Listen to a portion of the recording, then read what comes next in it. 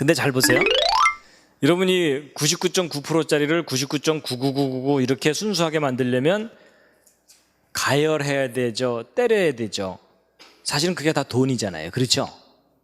그러니까 여러분 이 99.9%짜리 순금은 예를 들어 한 돈에 10만 원 정도 한다. 그러면은 99.9999 이런 더 순수한 금은 한 돈에 몇십만 원씩이에요. 그러니까 순수할수록 훨씬 가치가 있어지고 비싸져요. 근데 보세요. 그럼 100%짜리 순수한 금을 만들 수 있느냐? 불가능해요. 왜냐하면 여러분 100%짜리 순수한 금이라는 얘기는 99.99999가 무한대로 이어져야 되는 거죠. 그렇죠? 근데 여러분 이 순도를 하나 둘씩 높일 때마다 에너지가 점점점 들거든요. 그러면 값이 점점점 올라가죠. 결국 무슨 얘기냐면 이 주먹 덩어리만한 금 덩어리 하나를 100% 순수하게 만들려면 이 우주에 있는 모든 에너지를 쏟아부어도 불가능하다 그 말이에요. 그러니까 사실은 이 물질 세계든지 뭐든지 자체적으로 순수해지는 것은 불가능한 일이에요. 그래서 이제 바로 이게 엔트로피 곡선인데요. 여러분 순수한 금에다가 불순물이 들어가면 들어갈수록 무질서가 늘어나거든요. 무질서가 늘어난다는 얘기는 그러니까 순수함을 잃어버린다는 뜻이에요. 이걸 좀 거꾸로 표현하면 이런 거예요. 여러분 100% 순수한 상태는 완전한 상태죠. 그렇죠? 근데 이 완전한 상태에서 불순물이 들어가면 타락한다는 뜻이에요. 근데 보세요. 어느 정도 불순물이 들어간 상태에서 이 불순물을 약간 빼내는 것은 비교적 쉬워요. 거슬러 올라가는 건데. 근데 점점 순수하게 만들수록 더 순수해지는 거가 어려워져요. 그러니까 보통 이제 사람들이 이제 이러는 거예요. 이제 엉망으로 살다가 약간 마음을 잡고서 비교적 약간 착해지고 나면요, 사람들이 교만해집니다. 자기보다 이제 못한 사람들한테 야, 나 정도는 살아야지 이러는 거예요. 근데 이제 그 사람이 더 도를 닦아가지고서 정말 순수해지려고 노력하면 노력할수록 진짜로 순수해진다는 것이 불가능하다는 걸 깨닫게 돼요. 그래서 여러분 아까 우리가 읽은 성경 말씀 중에 오호라 나는 곤고한 사람이로다, 이게 사도 바울의 고백이잖아요. 그렇죠? 이 사망의 몸에서 누가 나를 건져내랴. 만약에 그 구절을 아무것도 모르는 사람이 딱 보면요, 야, 이 사도 바울이 참 험하게 살았구나 이런 생각이 들어요. 그렇죠? 얼마나 엉망으로 살았으면 이런 고백을 할까, 이런 생각을 할 수가 있는데, 사실은 사도 바울이 그 고백을 할 때는요 거의 성자처럼 살 때예요. 그런데 오호라는 곤고한 사람이로다 이런 표현을 하거든요. 그러니까 이 사도 바울이 여기서 요만큼 와고서 한 얘기가 아니고 이쯤 가고 나서 완전해지려니까 불가능하다 이걸 깨달은 거예요. 결국 무슨 말이냐면 인간이 스스로 완전해질 수 없다는 얘기거든요. 그렇다면 인간 중에는 천국에 스스로 갈 수 있는 사람이 아무도 없다는 얘기예요. 그러면 완전해지려면 어떻게 해야 되느냐? 인간의 능력으로는 불가능하기 때문에 창조하신 분이 완전케 해주시는 수밖에 없다는 겁니다. 그래서 여러분 이 물질 세계 속에서의 원리하고 우리 정신 세계 또는 영적인 세계의 원리가 너무나 원리가 같아요. 그러니까 혼자 힘으로 천국 가는 건 빨리 포기하시기 바랍니다. 하나님께서 일방적으로 그냥 우리의 죄를 해결해 주시고 데리고 가시는 거예요. 마음 편하시죠? 그렇죠? 여러분 이게 복음이에요. 애써야 천국 간다 그러면요 아무도 갈 사람이 없어요. 이해가 되시죠? 그러니까 우리 끝나고 한잔 할까요?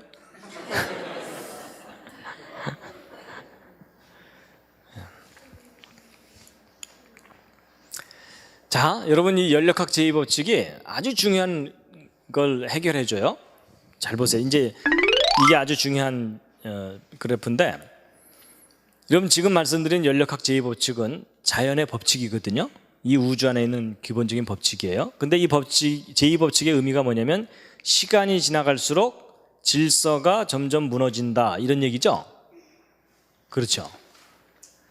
근데 여러분 우리가 그동안 학교에서 열심히 배웠던 진화론은 뭐냐면 과거에 무질서한 상태에서 시간이 지나면서 점점 질서가 있는 상태로 변해간다, 그 얘기죠. 그래서 분자덩어리가 점점점 진화돼서 사람과 같이 이렇게 정교한 작품으로 변했다, 이게 진화론이잖아요. 여러분 잘 보세요. 과학의 가장 기본적인 법칙하고 진화론이 정면으로 반대가 돼요. 그럼 여러분, 그럼 서로 반대되는 얘기를 하고 있다면 법칙과 이론 둘 중에 어느 것이 더 중요하다 그랬죠? 법칙이 중요하다 그랬죠? 그러니까 법칙에 근거해서 이론을 평가해야 된다 그랬죠. 그렇게 본다면 진화론은 맞는 이론이에요, 틀리는 이론이에요? 철저하게 틀리는 이론이에요. 그래서 여러분, 그래서 학자들 중에 이런 얘기를 하는 사람이 있는 거예요. 연력학 제2법칙 하나만 정확하게 알아도 진화론이 왜 기본적으로 잘못됐는지를 알 수 있다, 이런 표현을 하는 거예요.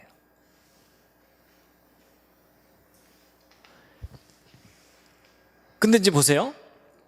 지금 현재 이 우주의 질서가 점점점 붕괴되는 쪽으로 가고 있다면 이걸 시간을 거꾸로 거슬러 올라가면 과거에는 어떤 상태가 있었다는 거죠? 완전한 질서의 상태가 있었다는 거예요. 그렇죠? 그리고 이제 미래로 가면 갈수록 어떤 상태가 된다는 거예요? 완전한 무질서죠? 완전한 무질서라는 얘기는 죽음의 상태라는 거예요. 그래서 이 우주는 완전한 상태에서 불완전한 상태로 무너져 내려가고 있는 거예요. 근데 여러분, 성경을 보면은 맨 처음에 하나님께서 보시기에 심히 좋았더라 하는 완전한 상태가 있었다 그러죠. 그리고 거기서부터 타락해가지고 지금 망해가는 쪽으로 가고 있다는 것이 성경이 우리에게 가르쳐 주는 거잖아요. 맞죠? 근데 성경에서 우리에게 가르쳐 주는 것하고 과학의 법칙이 일치해요.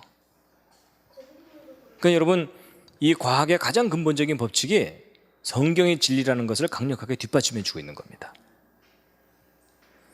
그래서 히브리서 1장 10절부터 12절까지 함께 한번 읽으시겠습니다. 시작. 또 주여, 태초에 주께서 땅에 기초를 두셨으며 하늘도 주의 손으로 지으신 바라. 그것들은 멸망할 것이나 오직 주는 영존할 것이요 그것들은 다 옷과 같이 낡아지리니 의복처럼 갈아입을 것이요 그것들이 옷과 같이 변할 것이나 주는 여전하여 연대가 다함이 없으리라 하였으나. 그래서 여러분, 이 세상 모든 것들은요 망해가는 쪽으로 지금 가고 있는 겁니다. 그 다음에 이제 이 연력학 제2법칙의 또 다른 표현이 이제 정보 연력학입니다.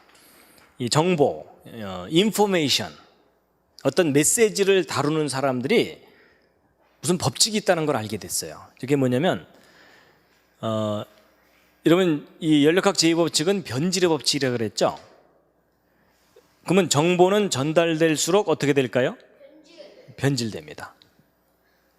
그래서 이 연력학 제2법칙의 또 다른 표현이 정보의 변질이에요. 그래서 이제 예를 들면 이런 거예요. 여러분, 생각하는 사람을 조각한 조각가가 누구냐 하고 시험 문제 냈더니 똑똑한 친구가 로댕 이렇게 썼어요. 그렇죠? 근데 그 옆에 있는 놈이 그걸 쓱 보더니 뭐라고 썼다고요? 오뎅 이렇게 쓴 거예요.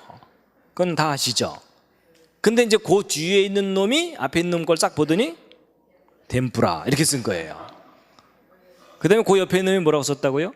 어묵. 그 뒤가 맛살. 그 옆에가 게맛살 이렇게 된 거예요. 그래서 생각하는 사람을 조각한 조각가가 누구예요? 게맛살이에요. 근데 여러분, 이게 우스갯소리지만 아주 중요한 원리를 알려주는 거예요. 정보는 전달되면서 변질돼요. 그래서 여러분, 시험 보고 나오면 누가 바보가 돼요? 로댕이라고 쓴 놈만 바보가 되는 거예요. 그렇죠? 왜냐면 딴 애들이 우기거든요. 야, 우리는 다 먹을 건데 너만 아니잖아 이러면서 우리가 틀렸겠냐? 네가 틀렸지 임마, 뭐 이렇게 되는 거예요. 이게 바로 연력학 제2법칙의 정보의 변질에 관한 이야기예요. 그래서 오히려 진리를 외치는 사람이 핍박받게 돼 있어요. 그 다음에 여러분, 귓속말 이어가기 기억나세요? 요즘은 이런 거 많이 안 하는데 옛날엔 많이 했었어요. 그렇죠? 그래서 이 귓속말 이야기를 해보면 구경하는 사람들이 배꼽을 잡습니다. 왜냐면 이상하게 말이 뒤로 갈수록 변하잖아요. 그렇죠? 그래갖고 이 문장이 길면 길수록 반드시 변해요. 그리고 전달하는 사람이 많을수록 확실하게 변하고 그중에 띨띨한 사람이 많을수록 완벽하게 변합니다. 그렇죠? 예. 그래서 여러분 이게 어떤 법칙을 나타내 주고 있어요. 근데 보세요. 이렇게 정보가 전달되면서 변질되잖아요. 그러면 어떤 결과가 나타나냐면 정보의 혼란이 일어나요.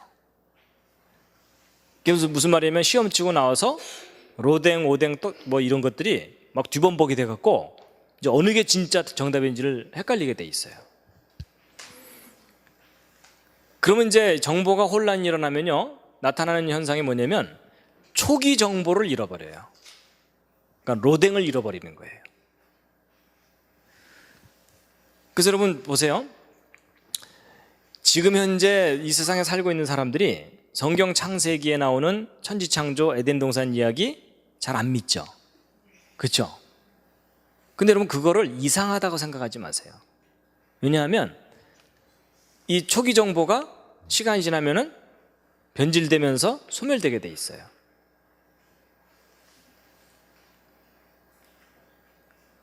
그러니까 사실 여러분과 제가 성경 창세기 기록된 내용을 역사적인 사실로 그리고 인류 최초에 있었던 일이라고 믿는 것 자체가 거의 기적 같은 일이에요. 그래서 오늘날 사람들이 안 믿잖아요. 심지어 신학교에서도 이거를 역사적인 사실로 안 가르치는 경우가 간혹 자주 있어요. 이상한 데 가서 신학하고 공부하고 오면 이게 무슨 역사적인 사실로 믿을 수 있겠느냐 뭐 이런.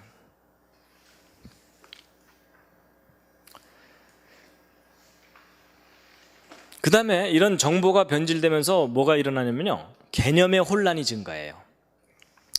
여러분 우리가 볼펜이라는 것에 대해서 서로 이해가 달라서 싸우는 일은 거의 없어요. 그렇죠? 근데 중요한 의미를 가진 단어일수록 그것을 이해하는 그 방법이 서로 다르기 때문에 그거 가지고 서로 싸웁니다. 그래서 여러분 사랑, 이게 얼마나 중요한 단어예요. 그렇죠? 근데 사랑에 대한 이해가 사람마다 다 달라요. 그렇죠? 그래서 사랑한다니까 이러면서 싸우잖아요. 더 심하게 싸우잖아요. 그 다음에 여러분 죄라는 개념에 대해서 상당히 혼란스러워져 있어요. 여러분 죄가 뭐라 그랬죠? 하나님의 말씀에서 벗어나는 게 죄예요. 근데 오늘날 사람 중에 그걸 가장 중요한 죄라고 생각하는 사람이 어디 있어요? 대부분은 그렇지 않죠. 그 다음에 이제 행복이 뭐냐? 예전에는 좀 고상한, 가난해도 웃으면서 사는 게 행복한 거다 뭐 이런 식으로 생각했는데 요즘은 행복의 가장 큰 기준이 뭐예요? 네가 어찌 그걸 알았느냐? 예. 오늘날은 행복의 첫 번째 기준이 거의 돈이 돼버렸어요. 맞죠? 여러분 그만큼 우리가 변질된 세상을 살고 있는 겁니다. 그 다음에 예전에는 진리에 목숨을 걸었는데요, 요즘은요 진리가 밥 먹여주냐, 요즘은 밥그릇에 목숨을 걸어요. 그래서 여러분 보세요. 이렇게 초기 정보를 잃어버리고 개념의 혼란이 증가하면 가치관의 붕괴가 일어나게 돼 있어요. 그 다음에 이제 또 이 연력학 제2법칙에 의해서 가장 심하게 변질되는 게 종교예요. 가장 혼란스러워지는 게 종교고요. 여러분 이 세상에 얼마나 다양한 종교가 있어요. 그렇죠? 자기를 재림예수라고 우기는 사람들이 꽤 많은 거 아시죠? 나는 재림예수다 이러면은 그 옆에 있는 사람이 난 널 보낸 적이 없다 뭐 이러면서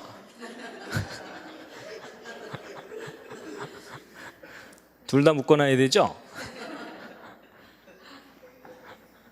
그래서 여러분 이 세상에 그렇게 사이비 종교가 많고 이런 것도요, 그걸 이상하다고 여기지 마시고요, 이거 당연하다고 생각하셔야 돼요.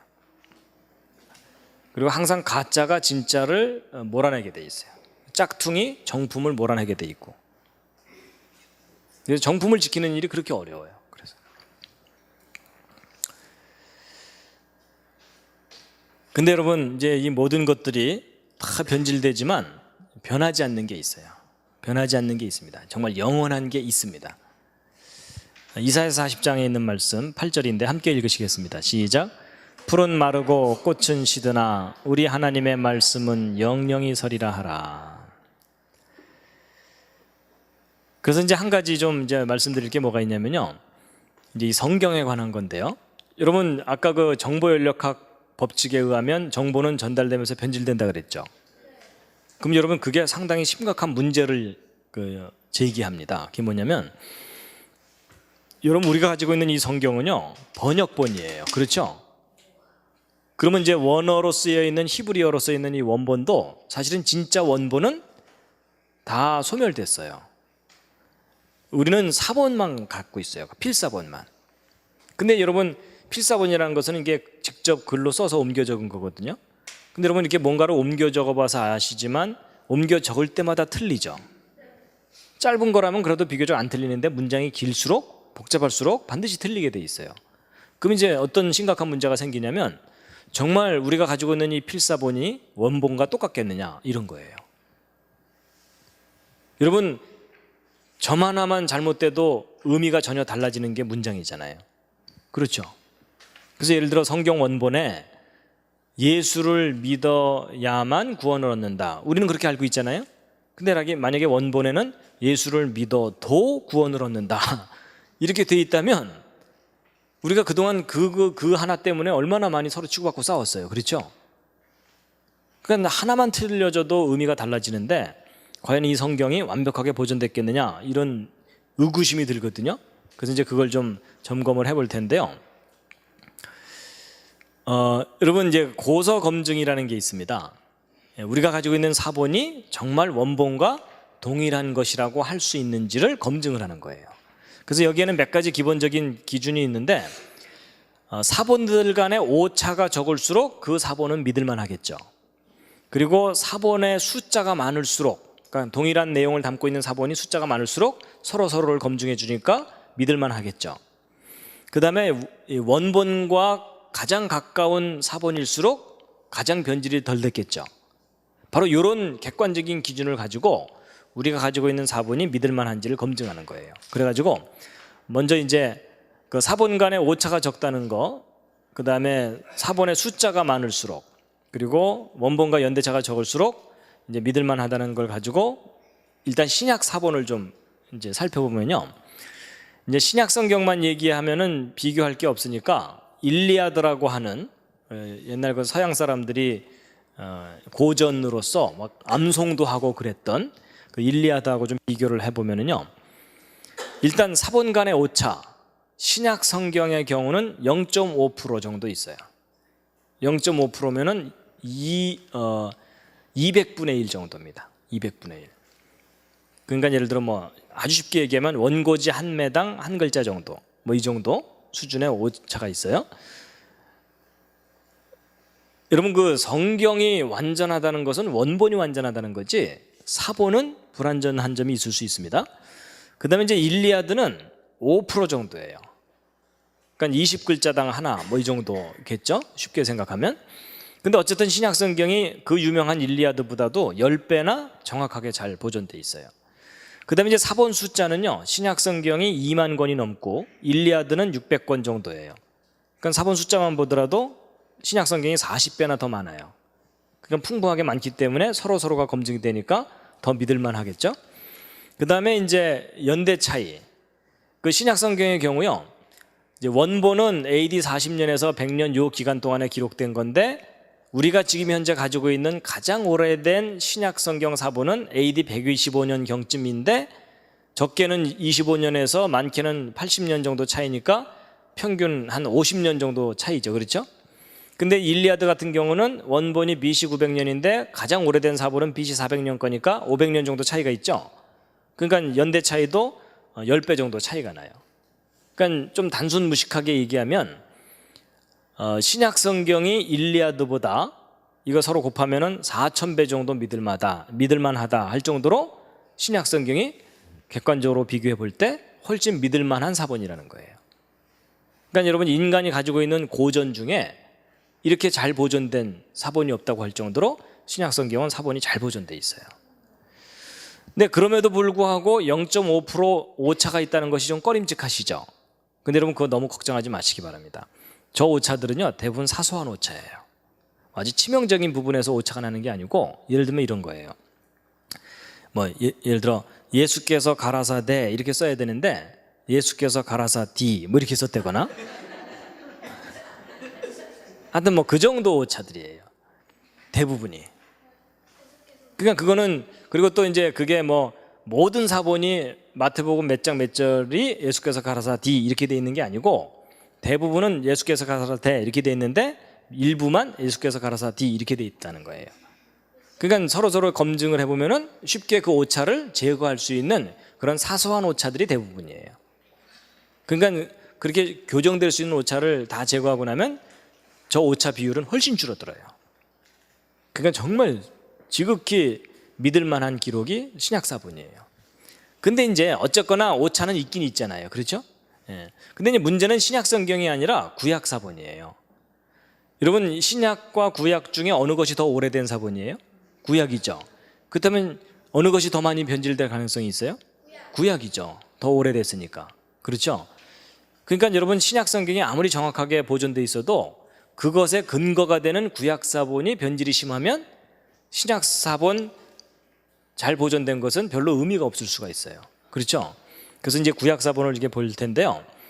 여러분, 구약 경우는요, 원본이 기록된 것은 모세 오경부터 말라기까지 한 1000년 기간 동안에 구약 사본들이 구약 원본들이 기록됐어요.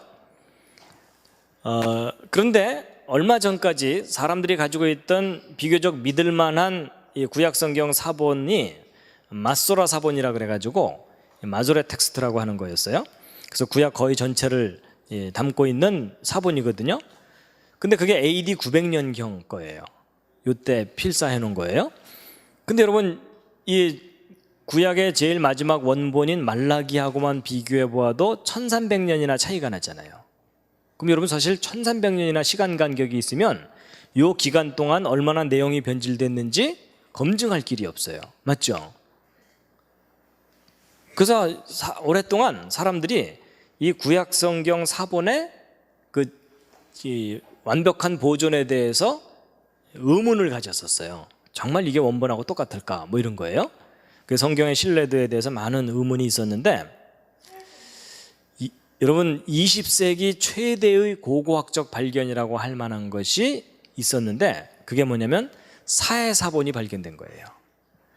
여러분, 이스라엘의 그 사해, 이 사해는 소금기가 하도 많아서 사람이 이렇게 둥둥 든답니다.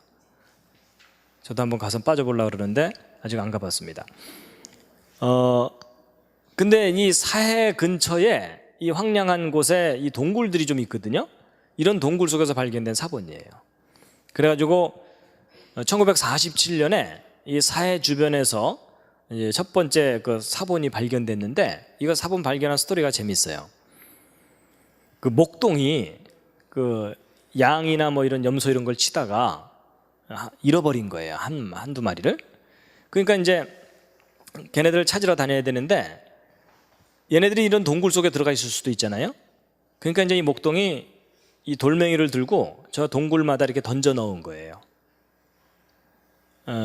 아무것도 없으면 돌 떨어지는 소리만 들릴 거고, 만약에 거기 양이나 염소가 들어있으면 돌 떨어지는 소리 때문에 놀라서 매 이러면은 들어가서 이제 꺼내오면 될 거고, 돌을 던졌는데 사자가 어흥 그러면 잽싸게 도망가면 될 거고, 그래갖고서 이제 돌멩이를 여기저기 이렇게 던지면서 다녔는데 바로 여기에요. 요거. 바로 요 동굴 여기다가 돌멩이를 딱 던져 넣었더니 이 돌이 떨어지는 소리가 좀 다른 거예요. 무슨 뭐 그릇 같은 것에 부딪히는 소리가 난 거예요. 그래갖고 저 안에 뭐가 들어있구나 이래가지고서 들어가 봤더니 이런 항아리가 있는 거예요. 근데 항아리 뚜껑을 딱 열어봤더니 그 속에 뭐가 이렇게 들어있는데, 이제 문제는 이 목동이 까막눈이라 이게 얼마나 중요한 건지를 모르는데 어쨌든 뭔가 들어있으니까 꺼내갖고 나와갖고 이걸 이제 어디다 팔든지 그랬겠죠. 근데 그게 이제 돌아다녔는데 발견한 것이 돌아다니고 있었는데 어느 학자가 어디선가 그걸 발견한 거예요. 그 열어봤더니 뭐 너무나 소중한 게 들어있잖아요. 이거 어디서 났느냐 수소문을 해봤더니 사해 주변의 동굴에서 발견됐다는 얘기를 듣고 그 다음에 이제 이 사해 주변을 막 이잡듯이 뒤진 거예요. 그랬더니 어떤 동굴들 속에서 막 사본들이 무대기로 나온 거예요. 그래서 이 사본들을 다 모아봤더니 놀랍게도 구약 성경 전체가 발견됐는데 에스더서인가 에스라서만 빼고 다 발견됐다 그래요. 근데 놀라운 사실은 이 사본이 발견될 때에 이 사본만 발견된 게 아니라 이 동굴에서 생활하던 사람들의 유물까지 다 발견되고 또 다른 기록들도 함께 발견됐기 때문에 이런 유물이나 이런 것들을 자세하게 분석해 봤더니 이게 예수님 당시쯤에 기록된 사본이에요. 그래서 이 동굴 안에서 발견된 여러 가지 유물들인데 이 왼쪽 아래 거가 좀 수상하죠. 이 참빛이 여기서 그래서 우리 조상님들이 저기까지도 갔나 뭐 이런 생각도 이제 해봤는데 어쨌거나 근데 여러분 이 사해사본이 바로 예수님 당시쯤 사본이거든요. 그럼 여러분 우리가 그동안 가지고 있던 마소라 사본하고 거의 1000년 기간 차이잖아요. 그렇죠? 그럼 이제 우리가 뭘 해보면 되는 거예요? 이 사해사본과 마소라 사본이 얼마나 서로 다른지를 확인해 보면 되잖아요. 그렇죠? 근데 이 사해사본이 워낙 이제 보존 상태가 안 좋은 것들이 있어가지고 그걸 복원하는데 시간이 걸려가지고 지금도 계속 이스라엘 사람들이 이제 복원하고 있는데 어쨌든 그동안 복원된 내용을 확인해 본 결과 이 1000년 정도 기간이 있는 두 사본들이 내용이 똑같은 거예요. 그러니까 이 성경이 너무나 완벽하게 보존되어 있는 걸 확인하는 거예요. 그래서 이 사해사본 연구하는 사람들이 깜짝 놀라는 거예요. 어떻게 그렇게 오랜 기간 동안 지났는데 내용이 똑같냐 이거죠. 그래서 여러분 이게 무슨 말이냐면 여러분 예를 들어 이런 창세기에 기록된 이 내용 있죠?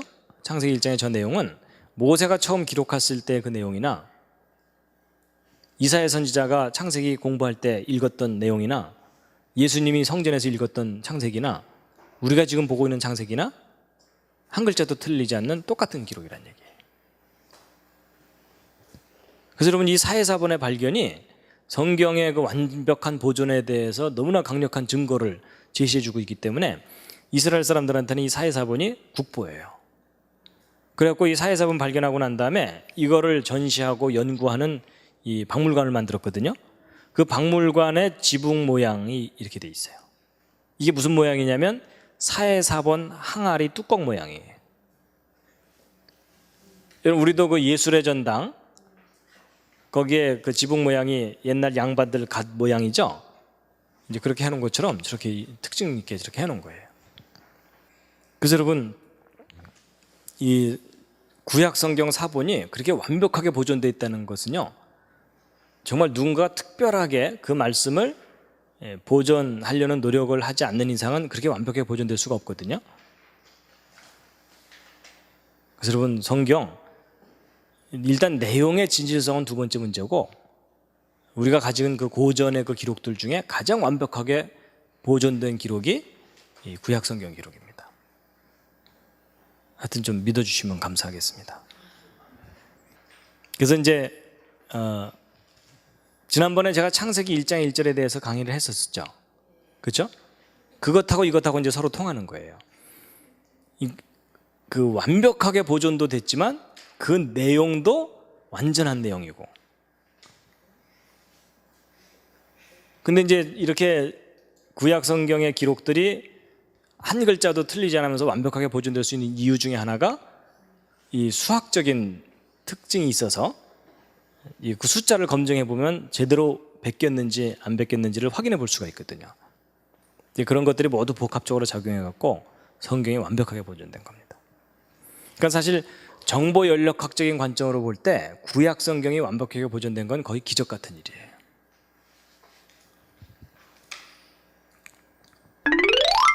그래서 성경의 기록은 완전하게 보존되어 왔는가? 있습니다. 그래서 디모데후서 3장 15절 말씀 함께 읽으시겠습니다. 시작. 또 내가 어려서부터 성경을 알았나니 성경은 능히 너로 하여금 그리스도 예수 안에 있는 믿음으로 말미암아 구원에 이르는 지혜가 있게 하느니라.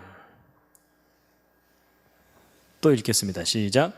모든 성경은 하나님의 감동으로 된 것으로 교훈과 책망과 바르게 함과 의로 교육하기에 유익하니 이는 하나님의 사람으로 온전케 하며 모든 선한 일을 행하기에 온전케 하려 함이니라.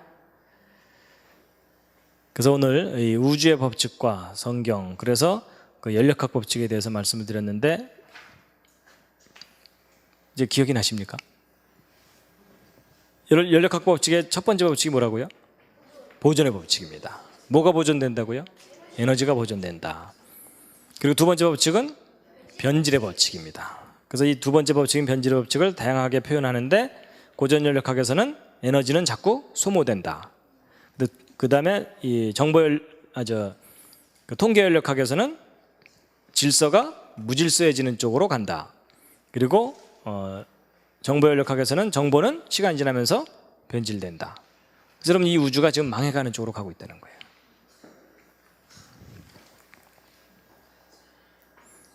여러분 연력학 법칙을 모르는 사람과 인생을 논하지 말라라고 말할 만하죠. 그렇죠. 예. 여러분 이런 내용을 모르면요, 우리가 지금 누리고 있는 이 모든 게 영원한 거라고 착각을 하게 돼 있어요. 그렇죠.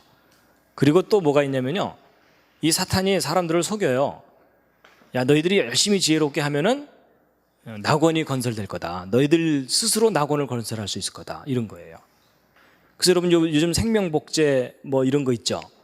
여러분 이게 철학의 문제예요.